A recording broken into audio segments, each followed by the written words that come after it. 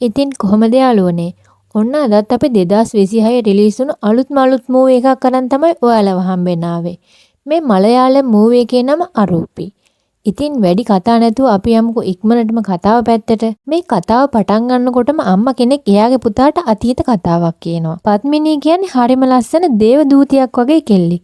ඒ ගමේ කවුරුත් ඒ තරම් ලස්සන නෑ. ඒ කෙල්ලට ගමේ රජුගෙන් ලොකු බලපෑමක් එනවා. කොහොම හරි එයාව ආයිති කරගන්න ඕනේ කියලා තමයි රජතුමා හිතන්නේ. හැබැයි ඒ කෙල්ලට රජුරුව ගැන කිසිම ආසාවක් තිබුණේ නැහැ. එහෙනම් මේ කෙල්ල කාටද ආදරය කරන්න කියලා රජුරුව හොයලා බලනවා. එහෙම බලද්දී යාට දැනගන්න ලැබෙනවා සූර්යා කියන මන්ත්‍රකාරයා ගැන. මේ මන්ත්‍රකාරයා ගමේ අය බය කරන්න පුළුවන් තරමේ භයානක මන්ත්‍ර විද්‍යාව ඉගෙනගෙන හිටපු කෙනෙක්. පුංචි කාලේ ඉඳන්ම පද්මිනී ආදරය කරලා තියෙන මේ මන්ත්‍රකාරයාට. මන්ත්‍රකාරයා එක පැත්තකින් කෙල්ලව අයිති කරගන්න මන්ත්‍ර කරන අතරේ රජු තව පැත්තකින් කෙල්ලට බලපෑම් කරනවා. එක දවසක් කේන්තියට රජු අර කෙල්ලව මරලා දානවා. මට ලැබුණේ නැත්තම් වෙන කාටවත් ලැබෙන්න හොඳ නෑ කියලා. මැරුණු කෙල්ලගේ මල සිරුර අරගෙන ගිහින් මන්ත්‍රකාරයා මන්ත්‍ර කරලා පද්මිනීගේ ආත්මේ සාමයෙන් ඉන්න නොදී රාක්ෂස පෙරේතියක් බවට පත් කරනවා. ගමේ අය බය කරන්න ගමෙන් එලවන්න අර පෙරේතිය එක්ක මිනිමෙරුම් සහ අద్භූත දේවල් කරන්න පටන් ගන්නවා. මේ හින්දා ගමේ මිනිස්සු ටිකෙන් ටික ගම දාලා යන්න පටන් ගන්නවා. අපරාධ කියන්න බෑ. අන්තිමට අර ඇවිදිමින් හිටපු ආත්මේ මන්ත්‍රකාරයා පිරිමයක් ඇතුළට දාලා තමන්ගේ ගෙදරට ගෙනින් පෙට්ටියක දාලා ලොක් කරලා තියෙනවා. පුතා තමන්ගේ අම්මගෙන් මේ කතාව අහලා ඉන්නවා. ඒ අම්මටත් ඒ කතාව කියලා තියෙන එයාගේම අම්මා. එයා කියනවා පද්මිනී කියන නම කවදාවත් කියන්න එපා. කිව්වොත් අපලයි කියලා. ඒ නම ඇහුණත් බය වෙන විදිහට මුළු ගමම හදලා තමයි තියෙන්නේ. හදිසියෙම එක දවසක අර පුතා අතුරුදහන් වෙනවා. අම්මත් එයාව හොයාගෙන යනවා. පුතේ ඔයා කොහෙද ඉන්නේ කියන කටහඬ විතරක් නිතරම ඇහෙනවා. ඊට පස්සේ පෙන්වන්නේ මේ කතාවේ කතානායකයා වන නිරංජන්. එයා එකපාරටම හීනයක් දැකලා වගේ ඇහැරෙනවා. නිරංජන්ට අම්මා තාත්තා කවුරුත් නැහැ. එයා අනාථ ළමෙක්. කම්පැනි එක වැඩ කරමින් තමයි ඉන්නේ. කම්පැනියේ ඉන්න ගෑනු ළමෙක් එයාට ආදරය කරනවා. එයාගේ නම සාක්ෂි. එයා වැඩ කරන කම්පැනියේමයි ඒ කෙල්ලත් වැඩ කරන්නේ. එයාලා දෙන්න ආදරය කරනවා කියලා ඔෆිස් එකේ හැමෝම දන්නවා. ඔෆිස් එකේ ලොකු බිස්නස් මීටින් වලට යන්නේ නිරංජන්. ඊට පස්සේ පෙන්නනවා සාක්ෂිගේ යාළුවෙක්ගේ බර්ත්ඩේ පාටි එකක්. එයා නිරංජන්ට කියනවා ඔයත් මාත් එක්ක යමු කියලා. එදා උදේ නිරංජන් පාටි එකට යන්න ලෑස්ති වෙන්න කලින් උදේ නානකොට අර සද්දය ආයෙමත් ඇහෙනවා. නිරංජන් පුතේ ඔයා කොහෙද ඉන්නේ කියලා. ඒ කටහඬ ඇහුණාට පස්සේ නිරංජන් කලබලයටපත් වෙනවා. මේ කටහඬ ඇහෙන්නේ ඇයි කියලා එයාට තේරෙන්නේ නැහැ. පස්සේ නිරංජනුයි සාක්ෂි දෙන්න එකතු වෙලා බර්ත්ඩේ පාටි එකට යනවා. එතනදී නිරංජන් ටිකක් වැඩිපුර බොනවා. ඈතේ ඉඳන් මේක බලාගෙන ඉන්න සාක්ෂිට ගොඩක් කේන්ති යනවා. ඒ මදිවට නිරංජන් තව කෙල්ලෙක් එක්කගෙන උඩ තට්ටුවට ගිහින් තනියම කතා කර ඉන්නවා. ඊට පස්සේ සාක්ෂි එතනට ඇවිත් හීරෝ ආපහු එක්කන් යනවා. සාක්ෂි යන ගමන් කියනවා ඔයා ගොඩක් බීලායි ඉන්නේ. ඔයාට දැන් කිසිම පාලනයක් නැහැ කියලා. එයා හොඳටම බයිනවා. පහවදා උදේ නිරංජන්ගේ රූම් එකේ ඉන්න යාළුවා ඇවිත් එයාව හැරවනවා. එයාත් ඒ ඔෆිස් එකේමයි වැඩ කරන්නේ. එයා උදෙන්ම යන්න ලෑස්ති වෙනවා. ඒත් නිරංජන් තාම ලෑස්ති නැහැ. ඔයා ඔෆිස් එන්නේ නැත්තම් ටීම් එකටවත් කියන්න කියලා එයා එතනින් යනවා. නිරංජන්ට ලියු දාන්න හිතුණත් රස්සාවට ගිහින් එන්න පුළුවන් තත්වයක ඉන්න හින්දා එයා ලෑස්තිලා යනවා. ඔෆිස් එකට ගියපු ගමන් MD එන්න කියනවා. වැදගත් ඩීල් එකක් තියෙනවා කියනවා. ඒ ප්‍රොජෙක්ට් එක අපේ අතින් යන්න හොඳ නෑ. ඒ හින්දා ටීම් එක ඔයාම ට්‍රේනින් කරන්න ඕනි කියලා එයාට ඒ වැඩේ බාර දෙනවා. ඊට පස්සේ නිරංජන් ගිහින් හැමෝටම ට්‍රේනින් කරනවා. පහවදා උදේ ප්‍රොජෙක්ට් එකේ වැදගත් මීටින් එකක් යනවා. ප්‍රොජෙක්ට් එකේ විස්තර අපේ නිරංජන් නියම විදිහට ප්‍රසන්ට් කරමින් ඉන්නවා. හැමෝම එයාට ප්‍රශංසා කරනවා. ඒ කරන අතරේ නිරංජන්ට ආයෙමත් අර කටහඬ ඇහෙනවා. නිරංජන් පුතේ ඔයා කොහෙද ඉන්නේ කියලා තමයි ඒ ඇහෙන්නේ. එයා කන් දෙක වහගෙන කෑ ගහගෙන එතනින් දුවනවා. මේක බලන් ඉන්න ක්ලයන්ට්ලා මොකද මේ මිනිස්සයා මෙච්චර මේ විදිහට හැසිරෙන්නේ කියලා එයාලට හොඳටම කේන්ති යනවා. ඊට පස්සේ සාක්ෂි නිරංජන්ව බේර ගන්න ඕන හින්දා එයා ඒ ප්‍රසන්ටේෂන් එක ඉදිරිපත් කරනවා. එහෙම ප්‍රසන්ට් කරලා එයා ඒ ප්‍රොජෙක්ට් එක ඕකේ කරගන්නවා. හැම ප්‍රශංසාවක්ම සාක්ෂියට ලැබෙනවා. ඈතේ ඉඳන් නිරංජන් මේක බලාගෙන ඉන්නවා. එයා හිතනවා මට ලැබෙන්න තිබුණු ක්‍රෙඩිට් එක මේ කෙල්ලට ලැබුණානි කියලා. ඔහුට කේන්තියක් එනවා. කේන්තියෙන් එයා එතනින් යනවා. මේ අතරේ තව පැත්තකින් ගමක් පෙන්නනවා. ඒ ගමේ තිබුණු පරණ ගෙදරකට හොරු දෙන්නෙක් එනවා. ඒ ගෙදර හිටපු හැමෝම විදේශ රටවල තමයි දැන් ඉන්නේ. ඒ ගෙදර ඇතුලේ කෝටි ගාණක් වටින පරණ පිළිමයක් තියෙනවා. ඒක ඉස්සුවොත් අවුරුදු ගාණකට සැපෙන් ඉන්න පුළුවන් කියලා තමයි මේ හොරු දෙන්න හිතන්නේ. රෑ වෙලා හොඳටම බීලා ඒ ගෙදරට යලා ඇතුළු වෙනවා.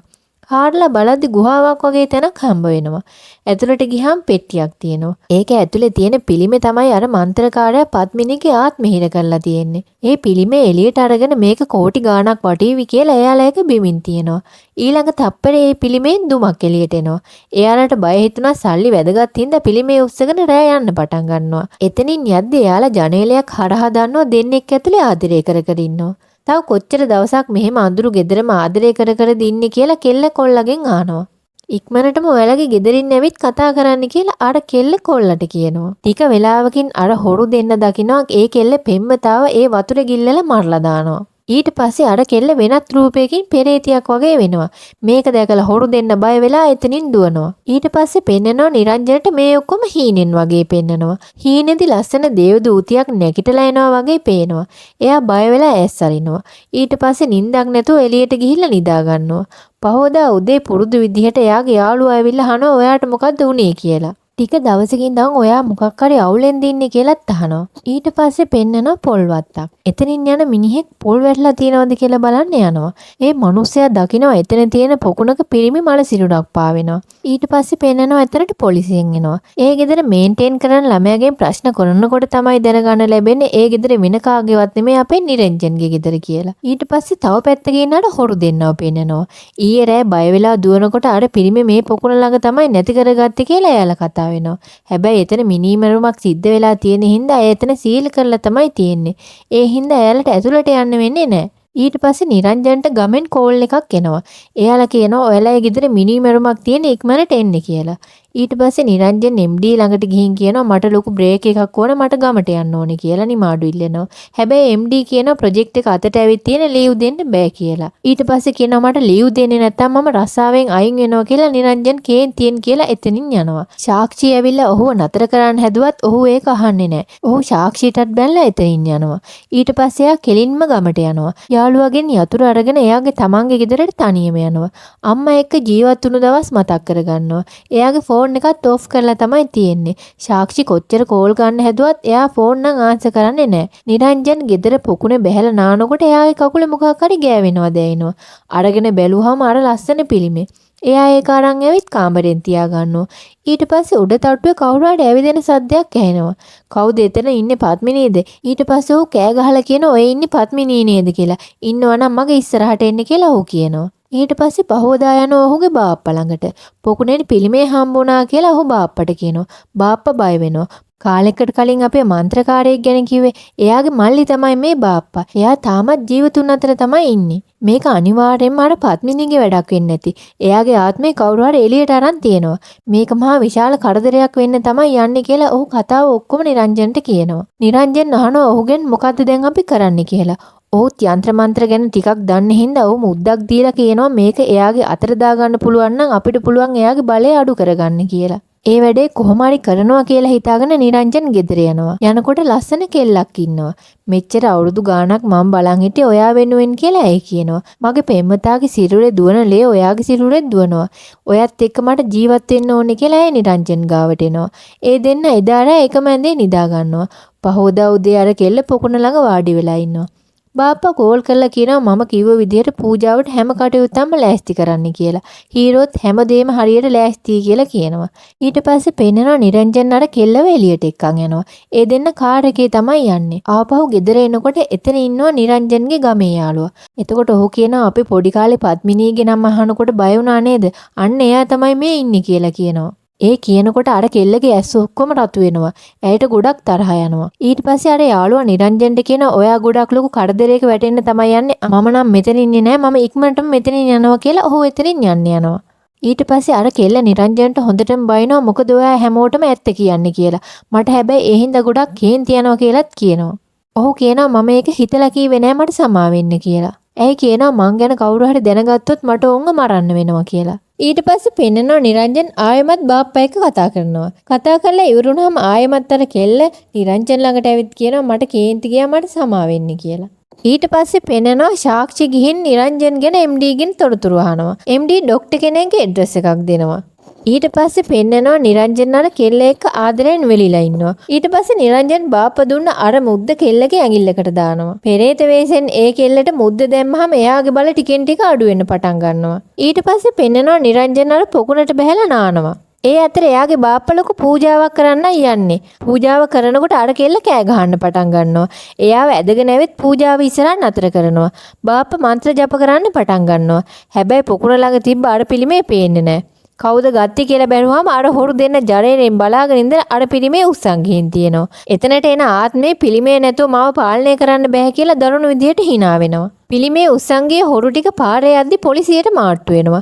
ළඟ ගෙදරක මොකද්ද පූජාවක් තියෙන බය වෙලා එන්නේ කියලා කියනවා. හරි වරෙන් යන්න එතන මොකක්ද වෙන්නේ කියලා බලන්න කියලා පොලිසිය වුන් එතනට එක්කන් යනවා. මේ අතරේ අර යක්ෂ කෙල්ල ලස්සන කෙල්ලක් වගේ වෙස් වලාගෙන ඇවිත් වෑන් එකට අත දානවා. පොලිස් කාර්යයත් ඒ ලස්සනට වශී වෙලා වෑන් එක නතර කරලා ඇය වෑන් එකට නග ගන්නවා.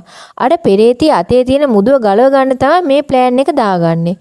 එයා ඉඳගන්නේ හොරුන් දෙන්න ගාවින්. එක හොරෙක් ඇයගේ අතේ තියෙන මුදුව දැකලා ඒක ගලවලා තමන්ගේ අතේ දා ගන්නවා. ඊට පස්සේ පූජාව තියෙන තැනට ඒගොල්ලෝ යනවා. හොරු ටික ඇතුළට දුවගෙන එනකොට අතේ තිබ්බ මුද්ද ගැලවිලා කෙලින්ම බාප්පගේ ඉස්සරහට වැටෙනවා. මේ මුද්ද අර යක්ෂණියගේ අතේ නේද තිබුණේ. මේක කොහොමද මෙතෙන්ට ආවේ කියලා ඔහු පුදුම වෙනවා. එතකොටම ගෙදර මුළු දොරවල් ටිකම ලොක් වෙනවා. පෙරේතිය මහා හයියෙන් hina වෙනවා. හැමෝටම දුවලා යන්න කියලා බාප්පා කෑ ගහලා කියනවා. ගෙදර හිටපු අය බය වෙලා දුවන්න පටන් ගන්නවා. අර යක්ෂණිය නිරංජන් පස්සෙන් පන්නනවා.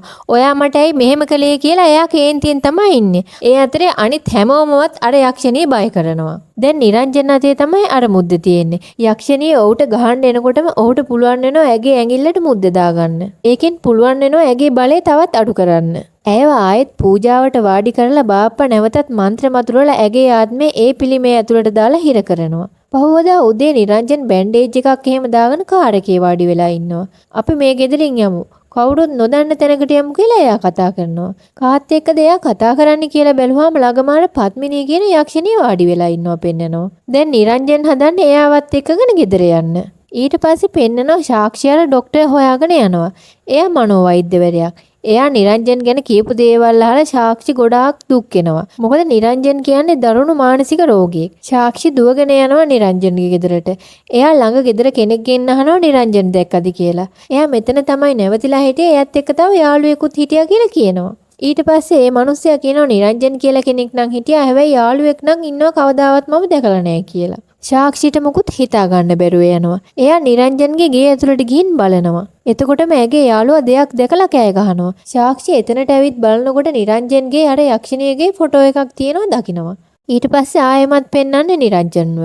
එයා කාර් එකේ ගිහිල්ලා පත්මිනීගෙන් අහනවා අපි දැන්වත් සතුටින් ජීවත් වෙමුද කියලා. ඊට පස්සේ ආයෙත් පත්මිනී දිහා බලනකොට එතන කාවත් පේන්නේ නැහැ. දැන් තමයි අපිට තේරෙන්නේ නිරංජන්ට මානසික ආබාධයක් තියෙනවා කියලා. ඇත්තටම නැති චරිත ටිකක් මවාගෙන තමයි එයා මෙච්චර කල් ජීවත් වෙලා තියෙන්නේ. පුංචි කාලේ අහපු පද්මිනීගේ කතා එයා හිත ඇතුලේ තියාගෙන ඉඳලා තියෙනවා. ඒක එයාට ලොකු බලපෑමක් වෙලා තියෙනවා. පද්මිනිය මැරුවේ කොහොමද කියන කතාව අහා එයා පද්මිනීට ආදරය කරලා එයාත් එක්කම ජීවත් වෙලා තියෙනවා. එයා තමන්ගේම මනක්කල්පිත ලෝකයක් හදාගෙන තමයි ජීවත් වෙලා තියෙන්නේ. එයාගේ ලෝකෙට ආපු අය තමයි එයාගේ යාළුවා, බාප්පා, හොරු ටික, ඒ වගේම යක්ෂණිය මේ ඔක්කොම. මානසික රෝගියෙකුගේ මනක්කල්පිත ලෝකය කොහොමද තියෙන්නේ කියලා මේ ෆිල්ම් එකේ හරිම ලස්සනට කියලා දීලා තියෙනවා. ඔන්න ඔහොමයි මේ කතාව ඉවර වෙන්නේ.